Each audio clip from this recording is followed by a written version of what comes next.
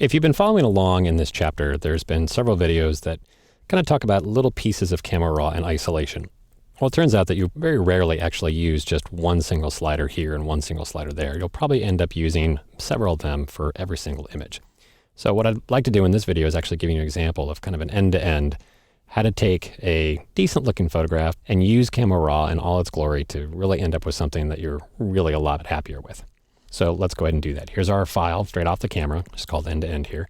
And again, this is a pretty decent image to start out with, but there are some issues that I think can be improved. So for instance, the highlights are very hot. There's not a lot of detail in the highlights. There's some extra information on the sides that are kind of distracting, like the dirty windows, and we can probably downplay those a little bit. Through the midtones, it's a bit flat. And then of course, as we zoom in and look at the details later, you'll see that it's a little soft and can use some sharpening. So let's begin by kind of doing an end-to-end workflow. So the first thing we would do is actually make sure we get the crop right. So I'm going to press the letter C for the crop tool, and I want a 4:6 ratio. So I'm going to choose the closest thing, which is 2:3. And we'll go ahead and crop in a little bit tighter on this lovely couple here, and just kind of downplay the doors on either side there, and just kind of put the focus a little bit more on the two of them. Hit return to activate that crop.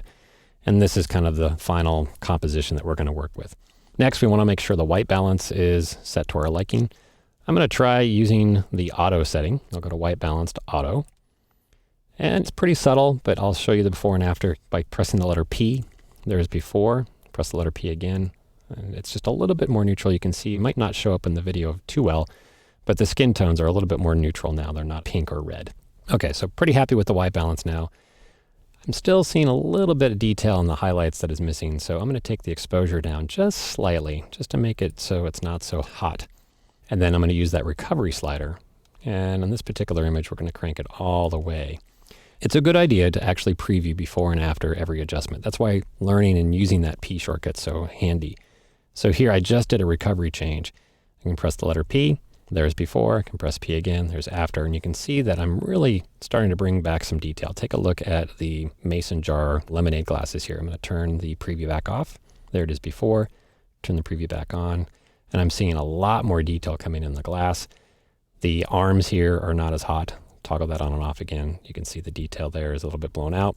By bringing that recovery slider all the way to the right, and I'm really brought in some of that detail back. Okay, next, again, the controls are kind of laid out in the order that you should use them. So fill light, let's drag that up and open up some of the shadow detail. Again, what we're looking for is making sure we're not introducing or revealing too much color noise in the shadows when we do that. This image actually looks okay. So we can go on to the next thing. And again, if I ever want to kind of see an in-between stage preview, just press the letter P again. This is where we started. This is where we're now ending up. It's looking pretty good. But it's a little bit too on the flat side. I think we could improve the contrast a bit. And you've actually got two different sliders. Contrast here is overall, a contrast for the whole image.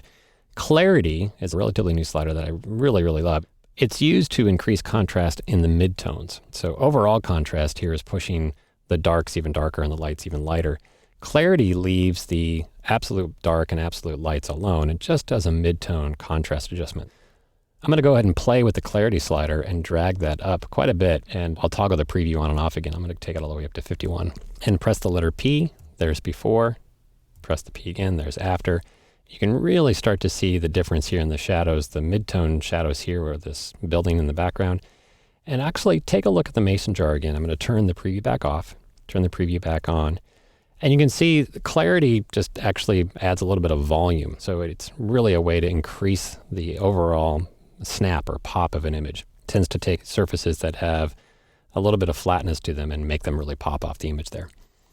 Okay, so that's clarity. And then last thing I think I might do is just lower the brightness just a touch, just to make it so it's not so hot, maybe down to 40. And then a lot of digital images these days have this really rich saturated color. So you've got two sliders here to adjust the intensity and saturation of color. And more often than not now, I actually don't use the saturation slider very often. I like to play with vibrance instead. And the reason why is vibrance actually only increases the saturation of colors that need it. So colors that are already saturated. Let's take a look at that red umbrella that's standing in the middle of the image here. I'm going to take vibrance back to 0. As a reminder, you can double click on any slider to take it back to its default value. If I take the saturation slider and drag it all the way to the right, you can see that the skin is really getting toxic and that umbrella is getting way too red. So it's saturating everything globally. Let's take that back to 0 by double clicking on the slider there. But now if I use vibrance, I'm going to take vibrance up to say 40. You'll see only the colors in the image that are kind of muted are getting enhanced.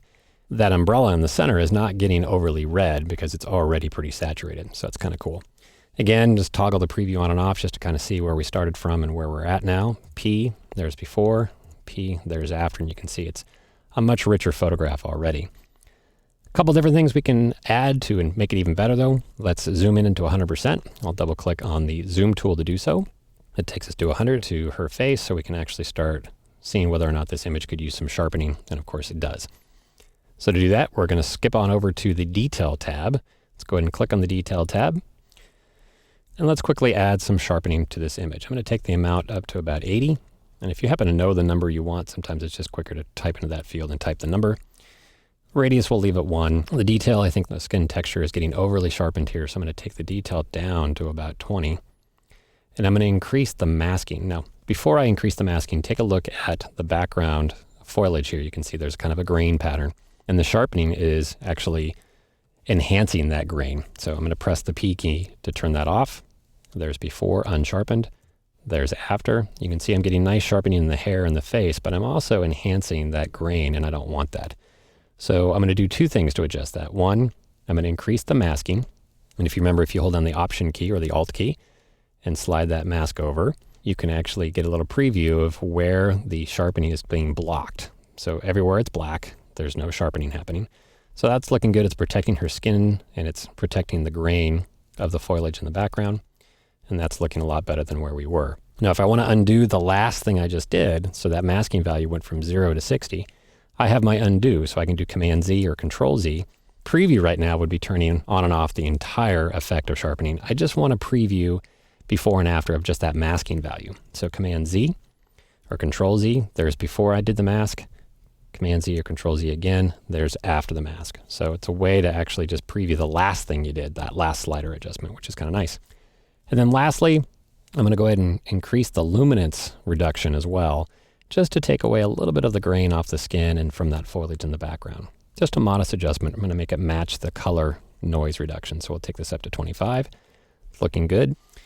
And let's turn on the preview before and after again. There's before, just by pressing the letter P. There's after. You can see you're getting a lot of nice sharp detail along the edges that matter and not over enhancing areas that don't.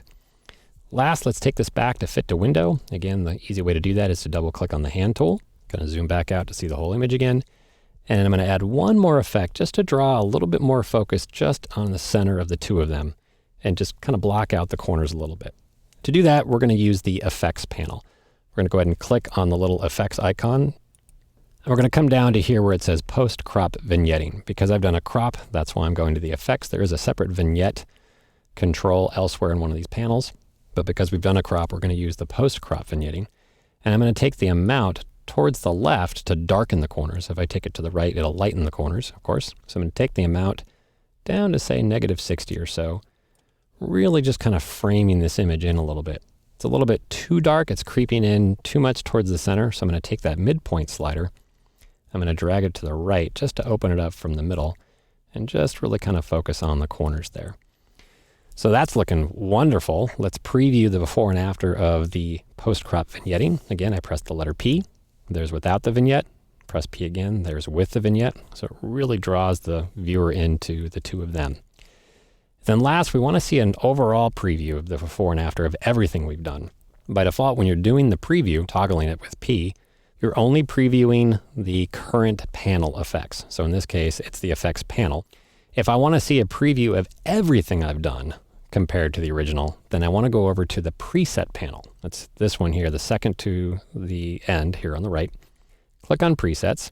Now that I'm on the preset panel, if I press the letter P now, that does an entire before and after of all the things that have accumulated up that came before the presets panel. So there's the original image without any of the basic adjustments where we lowered the highlights and made them not so hot and brought detail out and opened up the shadows and so forth. Press the letter P again, and that gives you a true before and after preview. Now that I'm done, I can click the Done button, and I've got a much better looking image, and it's now been updated and bridged to reflect that that's been resolved and edited.